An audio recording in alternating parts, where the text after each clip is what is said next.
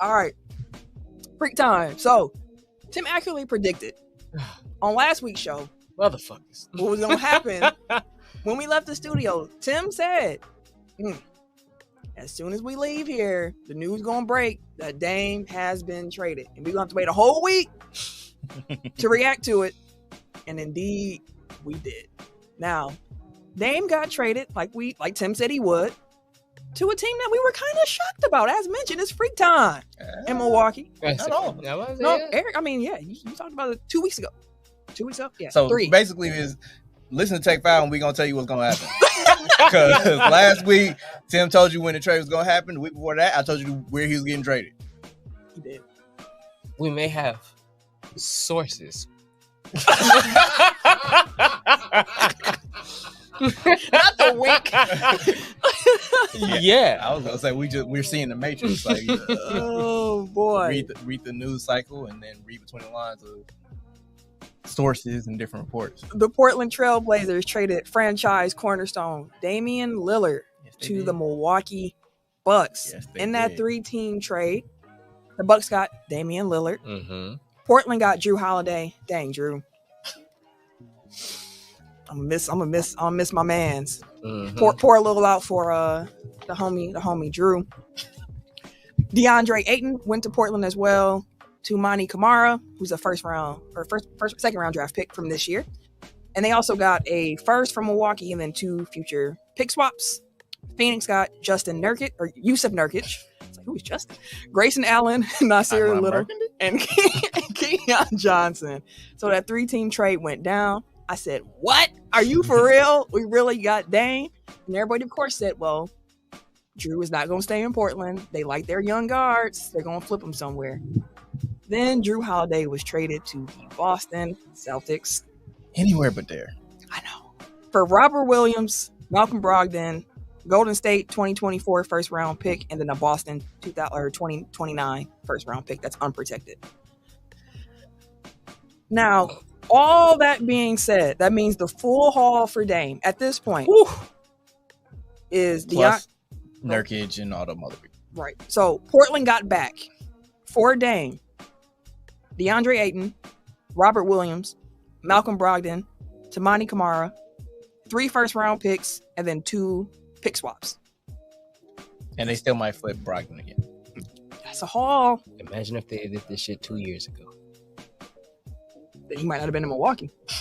I get it, but I'm thinking from the franchise perspective. I mean, honestly, I don't know. Like, aside from not getting, yeah. and I mean, like, your mileage may vary with Ayton, but like, aside from not getting like a blue chip, like Shea level prospect, like, I don't know how much better you can really get. I mean, I guess, you know, the Gobert package was like 5 first rounders, but no swaps. It was straight. Fuck that swap and give me the pick. But still, like, Brogdon can represent a first round pick. Robert Williams can probably get you 2, you know, depending on how his health holds up. They want to hold on worth however many first. I don't know. So again, like, if we're looking straight picks versus like the value of the players that they got in return, like, I don't know how much better you can get. So with that being said, what you're trying to say is all the Miami fans who were like, oh, they took a worse package. They should have just took him here. You don't find any truth in that. No. Shut the fuck up. Like, even beforehand, they're like, you know, like, their whole argument was, you gotta do right by Dame, man. You know, sacrifice so much for that organization. You owe it to him. No, the fuck they don't. They owe it to him to pay his contract. And like, out of the goodness of their heart, they did send him somewhere where he could be successful. Yeah. But like, they don't owe it to him. Like, if he wanted to go to Miami, he had an opportunity 2 years ago to not sign his Supermax extension and become a free agent. And then you can pick whatever team you want to go to. But you can't both take the money and dictate where you get to go, unless you have a no trade clause like Bradley Beal does. I think Is it still there? If you've been traded, I guess the clause don't change. Nope. Just your location. Which is why some of them teams were like, I don't know if that's the move for us. But yeah, you can't both take the money and have the control, unless maybe you're LeBron James. So LeBron James. To KG, I see KG in the comments said that he called me right away, like ASAP. Like My phone went crazy as soon as like people were figuring out that Dame got traded. People was calling me who ain't called me in months. I ain't heard from you. For Who? real, it was people like, "Yo, we really got Dame." Like, oh, We? Who's we? Who is this? Hi. Hello, how are you? I know, like it. I mean, very excited. I agree with you, by the way, that with the Trailblazers were able to get back for Dame. I don't think if you try to flip Tyler Hero, you're not getting back Brogdon, Rob Will, 2 firsts. Like that's not. I saw some Celtics fans who were like, "Ooh, that's a little too like that."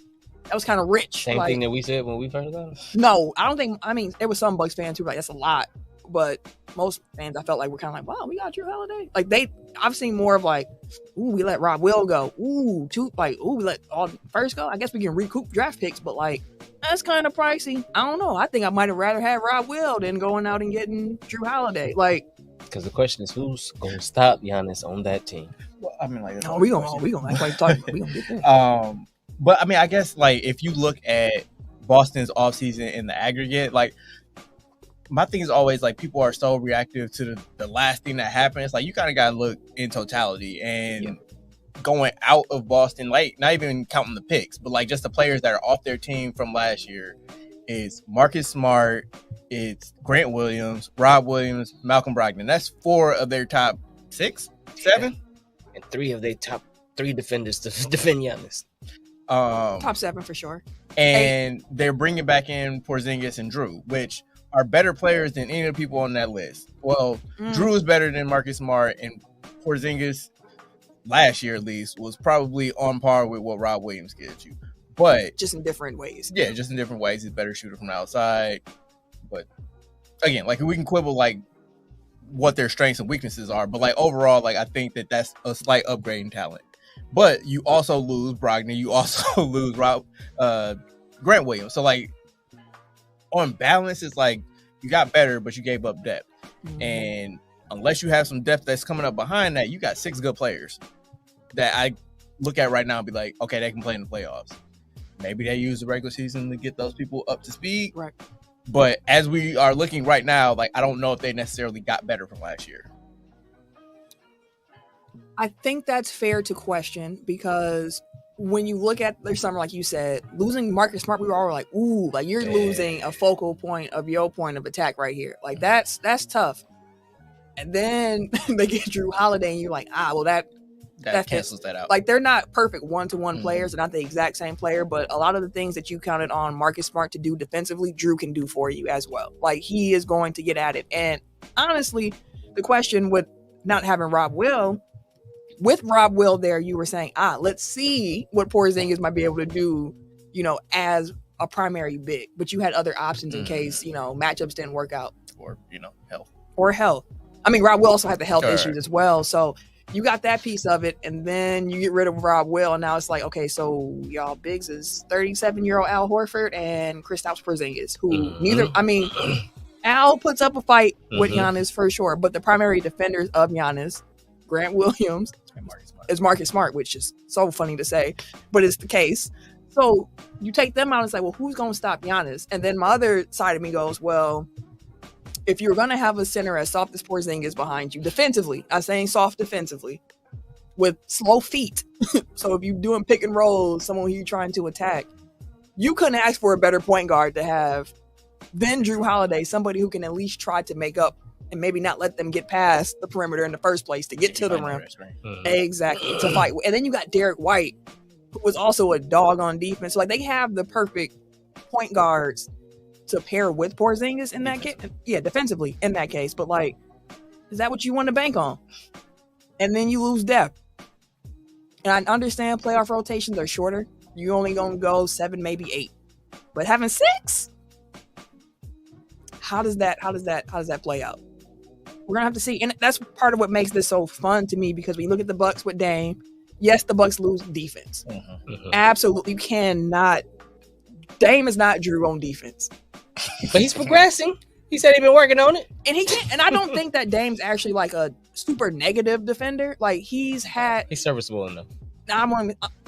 What we've seen in Portland has not given me the confidence to say even that, but I understand that his offensive load was so great that he was I shouldn't say only putting in effort, but like his main thing he's trying to do is get buckets. Mm-hmm. You put him in Milwaukee, where it's a defensive team. Coach is preaching defense scheme, do this and this and that. And even Dame himself said, like, I don't have to score as much. So, like, I'm going to have more energy to play defense. And again, I'm not saying that he's about to be a lockdown defender or anything like that.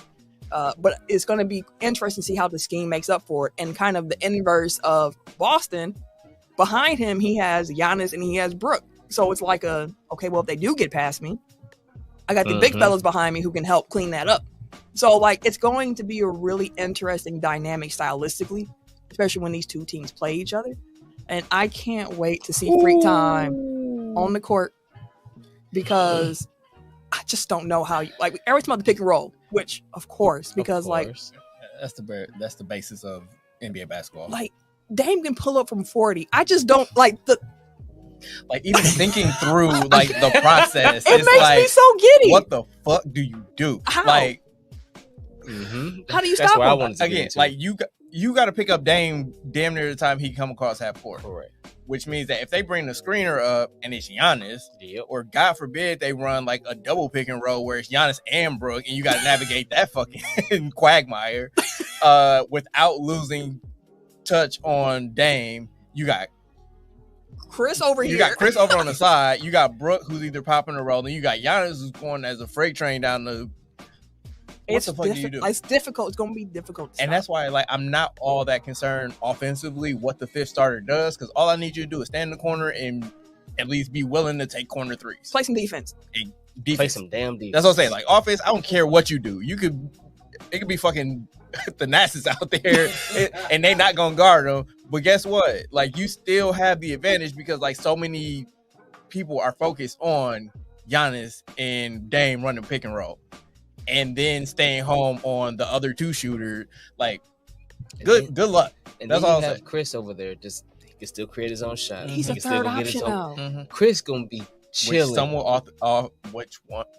Which some would argue was already always was. his spot. He didn't do bad carrying this as the 2. We all know that. It's some of them out there that don't get it. But So, like, It's like now you have him. it's him and Beal. Like, who's the best third option in the league? And I'm still going. I think our two top options are better than their top two. So I don't. A lot of people have been on the best duo between the Giannis and Dame, stuff like that. What I think is funny though is that yes, them two have to build chemistry, and Dame has to build chemistry with everybody. But his number 2, his best running mate, his guy who's gonna be his dynamic duo buddy, who has been, is still here. We still have the bulk of our team. So while they're figuring here. that out, They like, can you still have Yeah. the infrastructure. You still have your comfortable zone. You still have the guy who's been running with you from the beginning. So whether they get together or not until the end of the season, you still got the other 4 on the court or 3 on the court that's been there the whole time. And to your point with that, we all know the Giannis pick and roll has been a staple for Milwaukee. And even Giannis was like, I could run pick and roll with Chris in my sleep. Like, we understand each other very well to this point. So think about that. You running Giannis pick and roll, and fucking Dame is over there. Coming up a screen from Brook. My God. Are you? It's going to be a fun. So, like,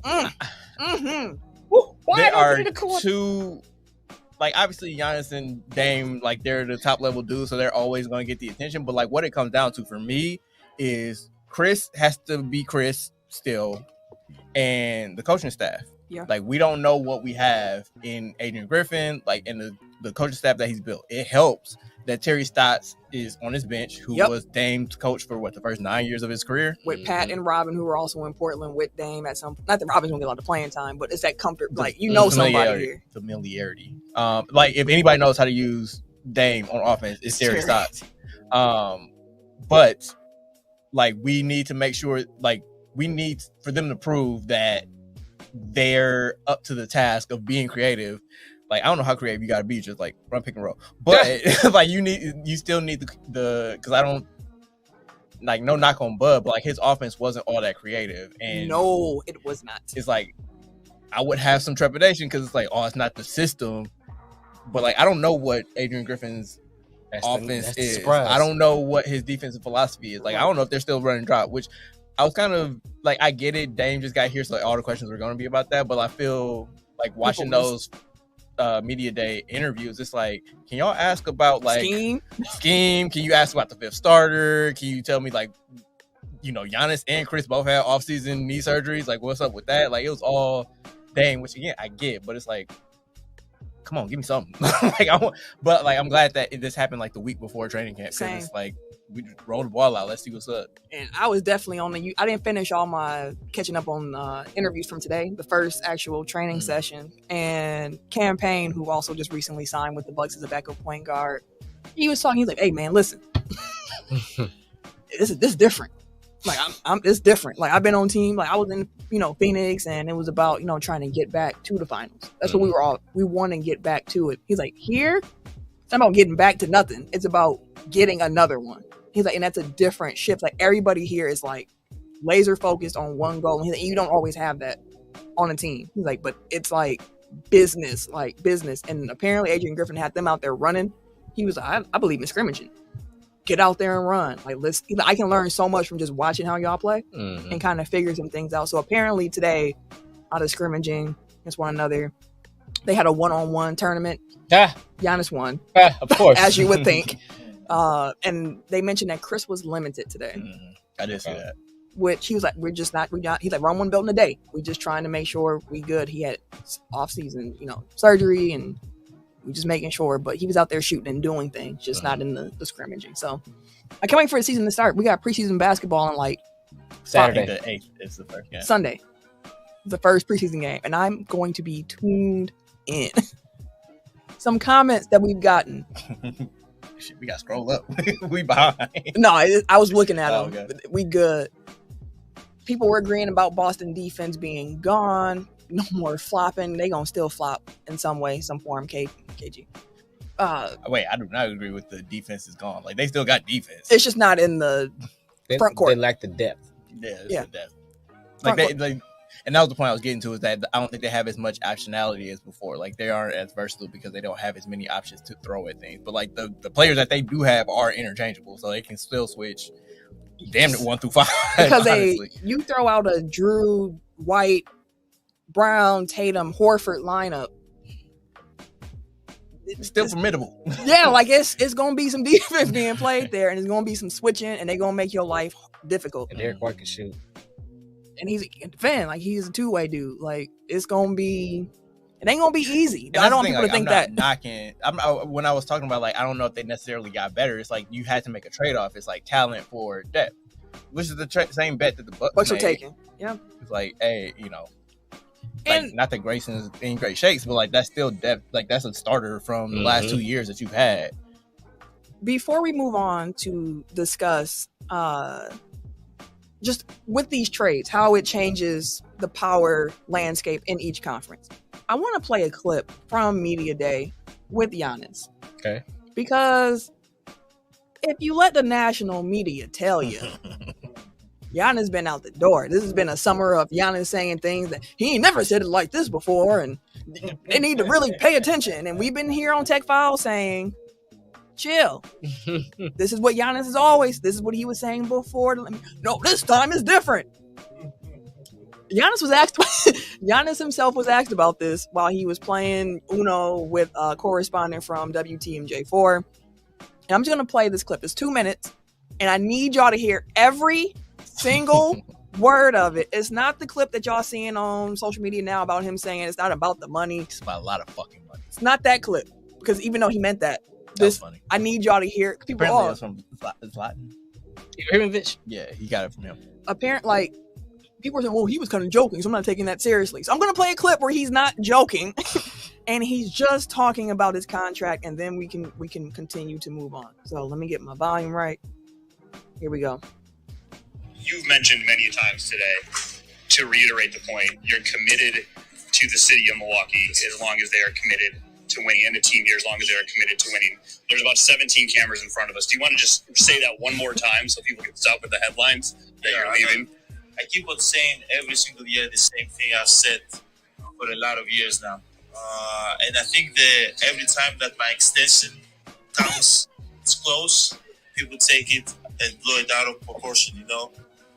When I said it 3-4 years ago, when I just resigned, nobody was talking about it. But now when you got to put the ink on the paper, oh, he's about to leave. Oh, guys, no. What I'm saying is that I want my team, I want everybody in the organization to be as committed as I am. I want everybody when they wake up to think about championships. I want everybody to wake up to think about how can we be better today to win a game. It's easy to be comfortable. Let me tell you, it could be very, very, very easy to sit here for 20 years and say, yeah, we won one, and just keep on staying here and be comfortable and have a great life with my kids, raise my kids, and be good. No, that's not what I want. That's a losing mentality. I want to keep on evolving, keep on learning the game of basketball, keep on getting better, keep on trying and push my teammates in the organization to be better, bring a second championship to the city of Milwaukee, and that's what I want. You guys get it, but I would encourage you to check out the full interview. You can find it on TMJ4, WTMJ4, or WTMJ 620, TMJ4, their sites. Like, basically what he's saying is, if y'all get to the point where Portland was with Dame, that's when I'm out. Right. But as long as y'all keep pushing, as long as y'all are still committed to, hey, we're trying to win a title, you got me.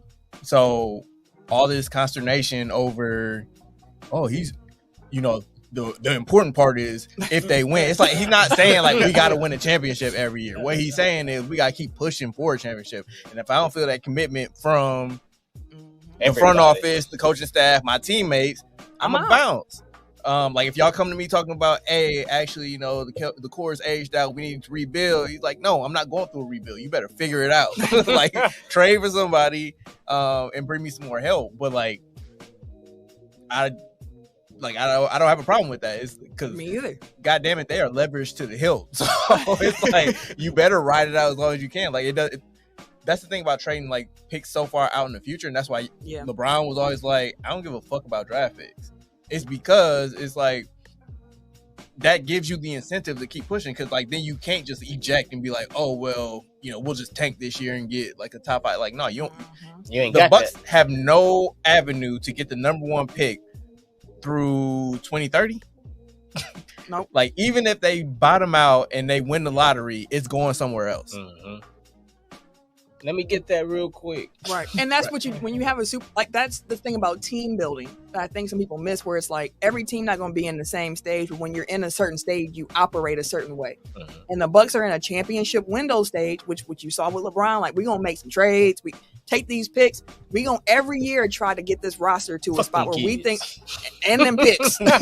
We ain't thinking about no 11th grader right now that who's gonna be here, and we ain't thinking about that. We thinking about right now we have a superstar in his prime. We just paired him up with another top 75 NBA player. We are trying to forget the salary cap, forget that luxury tax. We are trying to win, and that's the stage the Bucks are in right now. Which, again, I say this often. I really hope y'all be listening to me. Appreciate what y'all are seeing with this Bucks team, which is again why people are scared about the Packers being bad. I'm a Bucks fan. Yeah. Do you know what I saw? Do you know what I lived through to get to this point? Appreciate every day that you see Giannis lace up them shoes. Chris, seeing Dame now. Just enjoy your Bobby. Enjoy it all. Enjoy Robin and Brooke being funny on this. Enjoy it all in real time, because once these days are gone, they're going to be gone, and we don't know what's going to come after them. Dude, just rewind to 2018 and imagine somebody told you what the Bucks roster looked like in 2023.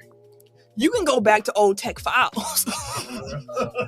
We've been doing this since 2017. That was right around the start when we were about to get Bud. We were here, fired Jason Kidd, and listen, enjoy it, Bucks fans. Any team you're a fan of, just enjoy your team in this stage that they in. We've been doing this a long time, because I remember when we first started doing it, Dame was getting snubbed for all-star teams, and I was like, bro, you're not getting snubbed, you just not good enough. Wow. We ain't gonna bring that up. Well, I mean, it was competition. It was competition in the West. Do you remember what the guards in the West looked like in 2017? It's not a snub. It's just it's other people out there, and they good. And they hooping too. He got better, and now he's one of the top 75 players in NBA history. I don't take it back. Yeah, I was talking to my mom about him because she was like, "I heard the Bucks got this new player." Da, da, da. I was like, "Okay, so you know who Steph is?" Yeah, I love Steph. Okay, cool. The guy that we got, a lot of people say if it wasn't for Steph, he'd be considered one of the greatest shooting point guards of all time. The greatest. If it wasn't for Steph, he wasn't in Steph era, he'd be the one, he'd be the face. We have traded for a slightly worse Steph Curry. That's crazy to say. That's wild, bro. I'm saying like that's Dame or Steph is like the perfect compliment to and Giannis. We've been saying that for years. Even when it came up years ago, 2 years ago when Dame was like, I want to play with Giannis. We all were like, oh, it would be so perfect. But we were like, neither one of them's going to want to go to the teams. So, like, it's not going to happen. And then look what happened, y'all. Like, I hope we run through some shit. I just can't wait to roll the ball out. It's so many teams where I just can't wait to see what it looks like. He gonna be the catalyst. Not what you think is gonna happen. Who do you want to be the fifth starter? Me, ideally, it would be MarJon. Yeah, same here. I think don't do all that shit all summer. I think it's going to be Pat, but ideally, I would want it to be MarJon. We don't do the Ben Simmons clips around here, bro. I didn't see what his quote was today, but I did see something about cutting weight. Who? Jay. Because of like internal dynamics, like I wonder if that's gonna be the guy because he's been a starter forever. That seems to be important to him. So Chris would be like the 2? Mm-hmm. Yeah. I don't like that. I don't like that at all. He was the 2 when they won the title. Yeah, I know, but he can move a little bit quicker laterally then too. Like Chris, to me, 3. And I feel like he, like when he got re-signed, like they announced him as a guard, so I think he sees himself as a guard. I mean, if you on the wing, you on the wing. But Yeah, it's interchangeable. I'd rather one of the young athletic Bucks. Me too. Like give them somebody to run with them too, bro. Like yeah, me too. But again, like if you just need somebody to take the tough defensive assignment, not saying he's gonna be good at it, but if you need somebody that's willing to take that assignment and also just stand in the corner and shoot threes, like Jay really can all do you it. need. I mean, and it's like if you need you need to get his buy-in early on in the season, like you need Jay Crowder at this point. Like I know people don't really want to hear that, but you do. Look at what you got. Like you need him to have a bounce back to have a bounce back year. You need him to be Phoenix Jay Crowder again. You need Campaign to show up as your backup point guard. You need you need Beasley to come out here and knock them threes down. Forgot we had him again, didn't you? No, I was talking about it yesterday on the pod. I couldn't remember who it was. Oh, Malik Beasley. Yeah, I seen a quote from him. He was like, we just, like you said, they were scrimmaging. He's like, we just out here scrimmaging. Like, I ain't never been this open before. And he said that before. He's like, and Dame ain't even here yet. Before he had Dame. He's like, Giannis, like, he just draws so much attention. You just chilling. Knock it down. Somebody brought up the Grayson quote where he's like, it's actually a little bit more pressure, like to be so wide open. He's like, nah, fuck that. I want that. Like, give me that. Give me all the open shots. KG, didn't Dame go to the Western Conference Finals with Coach Terry? Indeed, he did.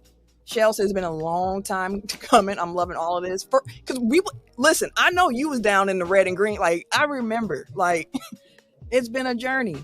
I saw on Reddit, and like I know we're trying to move on, but like I saw on Reddit, they like posted pictures from media days since 2013 to 2023. We done come a long way because like the big 3 of the 2013 team was OJ Mayo, Caron Butler, and Brandon Knight. That was Giannis' rookie year. Yep, Chris's first in Milwaukee, his second year. So like just to see the progression, like. Then I think the next year was like Jabari and Giannis were like, that's the marquee. And then they got Greg Monroe. So then it was Greg Monroe, MCW, Jabari, Middleton, Giannis. Like really think about like where we've come. And also like what they've like starting with Greg Monroe, what they've kind of flipped. So Greg Monroe plus some picks got you Bledsoe. Bledsoe, George Hill plus some picks got you Drew. Grayson Allen plus some picks got you Dame. Like it's like looking at Charmander and then who comes from Charmeleon and then Charizard, fam. Like it's unbelievable. If you want to start with whatever the embryo version of Charmander is, that's MCW. But yeah, it's exciting times, y'all. And we said it before, but we didn't want Drew to go to Boston. No. But we love everybody who you heard on Media Day also mentioned how bittersweet it is to lose Drew. But it's like we're excited to get Dame, and that encapsulates as well, I think, how Bucks fans felt. So like without 21, we don't have a championship. So Yeah, before that trade, I was gonna come on here. Like before we get into all the celebration, I just want to like shout out Drew. Now you're a Celtic. They still love, but Yeah, that's gonna be tough. Tough love.